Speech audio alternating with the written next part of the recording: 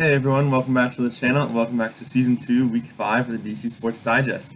Another exciting week this week, and also I have a little new segment featured. So stay tuned for that, and without further ado, let's just get started.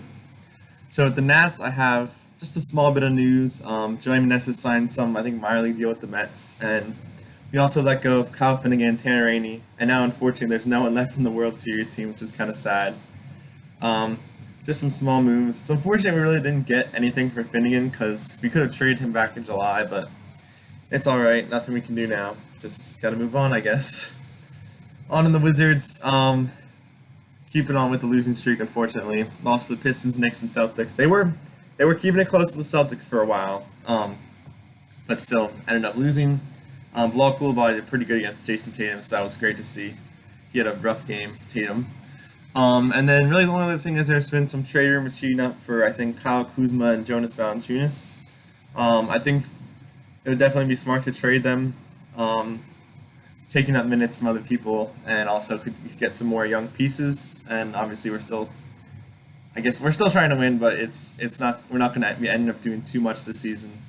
So we may end up tanking for a top draft pick. This week we have games against the Pacers, and then an NBA Cup game against the Bulls, and then a game against the Clippers. That's all for the Wizards. The Caps beat Golden Knights and Utah, but lost to the Avalanche. Just couldn't score that game.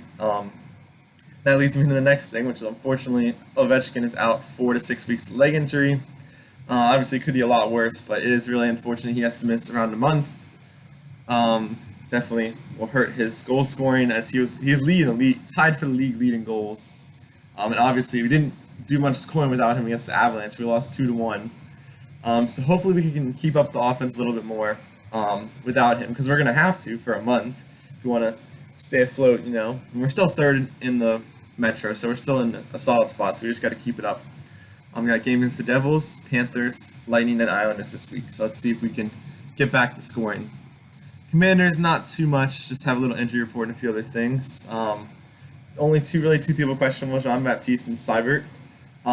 Lattimore is going to be out on Sunday, as confirmed. So then the question really comes up: is you keep him up till after the bye, because we only have one more game before the bye. I think Dan Quinn said in the press conference that if he's ready next week, they'll put him in. If he's not, he's not. So that's probably what's going to happen then. But I think based on the timetable for his hamstring type of injury is also 4 to 6 weeks. So if he waits till, I would say at this point just keep him out till after the bye. He really doesn't cost us that much this year, and he's still with us a couple more years after that. So it really just doesn't make sense to rush it, in my opinion. But if he's ready, I guess he can play next week. But if not, definitely keep him out until after the bye, when he should really be fully healthy. I think he started to do it. He hasn't had even a limited practice yet. He's still been working in practice, doing some running and stuff on the side. So he's starting to get there, which is a good sign. But my opinion is keep him out till after the bye. But we'll see what they end up doing. And also the RFK bill made some progress. It made it out of the Senate committee, and then I think within the next month it has to be passed through the full Senate to see if that happens.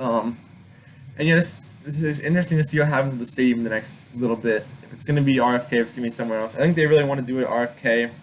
Obviously, easier transportation-wise, but there's just not a lot of space in that area if they want to make it a whole district. But they may not want to do that, and that's okay. So it's obviously a great stadium location. They can really make it better. It'll be a rocking place. So we'll see what happens. Still a long way to go, but it made a big step. And then this week are the game against Dallas. Divisional game, but one we should hopefully win and hopefully get to 8-4. So hopefully we can get to that win. That's all for the Commanders. Other DC sports news, I want to give a big congrats to the Washington Spirit. They've had a comeback win against New York, who usually once they're leading, they stay in control, but we were able to get a comeback win in PKs, and we advanced to the final against Orlando tonight. So good luck to them. That's going to be a tough one, but I think we still may have a good chance. Then DC Power didn't have any games. They have their next game tonight against Fort Lauderdale. And then that leads me into my new segment, which is the weekly awards. I've only thought of 2 so far, so if you have any more ideas for weekly awards, just let me know. So my player of the week is Alex Ovechkin. Even though he got hurt, he had a hat trick against Vegas and 2 goals against Utah. So he had 5 goals in 2 of those games. and even one of them he missed. So, like I said, he's still in the league lead with 15 goals scored, and he's only 27 away from Gretzky. So, we'll see if he ends up getting this year or not, but he still has been on a blistering start for a 39-year-old. And my team of the week is definitely the Washington Spirit, who advanced to the NWSL Championship. Again, big good luck to them tonight. Hopefully they can pull out the win and get the championship. That's all for this week, so thanks for watching. Let me know if you have any ideas for some weekly awards, and hope you guys enjoyed that segment and enjoyed the video. So thanks for watching. Bye.